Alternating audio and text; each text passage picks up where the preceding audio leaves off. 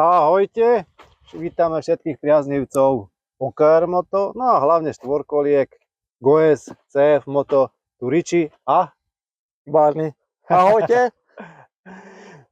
No, točíme pre vás taký krátky porovnávací test týchto nádherných štvorkoliek. Musím prezradiť, že obidve sú Euro 5, to znamená, že s nimi môžete jazdiť po ceste, oficiálne aj po diaľnici, celý týždeň aj cez víkend.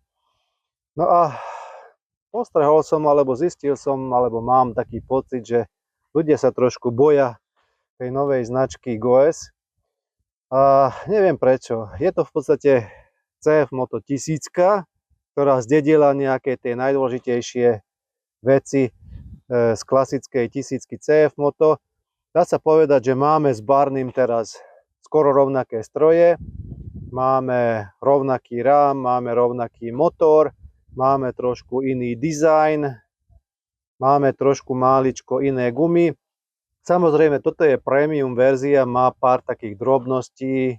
Limited verzia, čiže znamená to, že tento stroj si momentálne viete kúpiť, ale nebude to dlho do nekonečna. Čiže vypredajú sa tieto limitky a potom už takéto nebudú.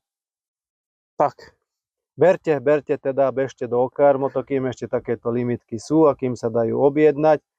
No a zabudol som jednu tú najdôležitejšiu vec, že ako sa volá ten plast okolo toho kolesa? Poraď mi. Bedlock si myslíš, nie? Áno, myslím na bedlocky. Čiže toto je pre takých úplných offroadových šialencov, ktorí jazdia takéto močariny a všelijaké terény a potrebujú si spustiť tú pneumatiku. Ja neviem, 0,1, 0,2, možno, že aj menej. No a tí hlavne využijú tie bedlocky. No a čo sa týka perovania, máme rovnaké, motor máme rovnaký, máme trošku iné sedadlá.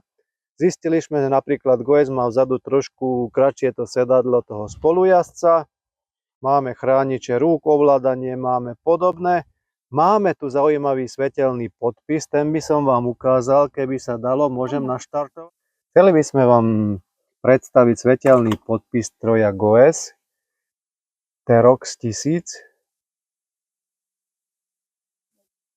A teraz by sme vám predstavili svetelný podpis CF Moto G3 1000 Gladiator. No, ukázali by sme vám svetelný podpis strojov aj zozadu. Prvá ide GOES 1000 Terox. No a teraz vám ukážeme, predstavíme svetelný podpis stroja CF Moto 1000. No ako sme spomínali, tento stroj má tú výhodu, že máte cúvacie lampy, čo si myslím, keď jazdíte večer, je fantastická vec, tak skúsme to nejako odprezentovať. Keď všetko dobre, tak by mali aj svietiť. Svietia? Áno. Dobre. No a teraz by sme vám ukázali cúvacie lampy. Sú tam? Není sú tam? Pozrime sa na to. Podľa všetkého asi nie sú. Ako som spomínal, nemali by ste sa báť toho stroja. Máme síce len kratšiu 3-ročnú záruku, Barney má 5-ročnú záruku, ale máte v podstate tú istú techniku. Ako som spomínal v jednom predchádzajúcom videu, tak GOES je novšej generácie, alebo je taký trošku viacej prepracovaný do detailov, lebo samozrejme prišla G3 2024, no a tento stroj prišiel, dá sa povedať, koncom vlaňajšieho roka, alebo skôr je to novinka na sezónu 2026 a je tu takých pár drobných nuansov, v ktorom by som povedal, že tento stroj je lepší ako ten pôvodný darca orgánov. No, poďme sa pozrieť teda na tie detaily. Vidíte, že do tohto otvoru sa zmestí aj takýto obrovský telefón a plus ešte nejaké príslušenstvo. Samozrejme má to svoju polohu, takto to vojde a takto to už nevojde. Dobre, pozrime si teda druhú stranu. Prešli sme na druhú stranu, tu máme taký menší odkladací priestor. Čo by sme tam dali? Veľa toho nedáme, ale vidíte, že je úplne vodotesný. A ešte by som vás upozornil na jednu vec.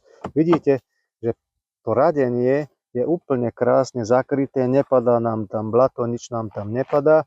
A tu máme na boku, vieme si zamknúť radiacu páku a takto nám tú štvorkolku asi podľa všetkého neukradnú. Akurát sme shodnotili s Barným, že môžeme tu povedať 1000 slov a ešte viacej, ale v podstate vždycky tá jazda ostáva podstatná, takže nebudeme vás zdržiavať, poďte vy s nami jazdiť.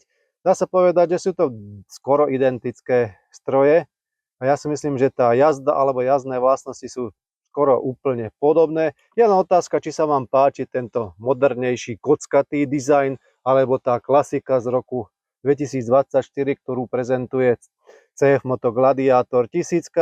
Takže nebudeme vás zdržiavať, ideme jazdiť, pridajte sa k nám. Ahojte, čaute, tu Riči. Čaute, ja som bol Barney. Ahojte, čaute. Poďme na tú jazdu teda. Dáme príľby, aby nám nikto nepovedal, že v podstate nejazdíme bezpečne.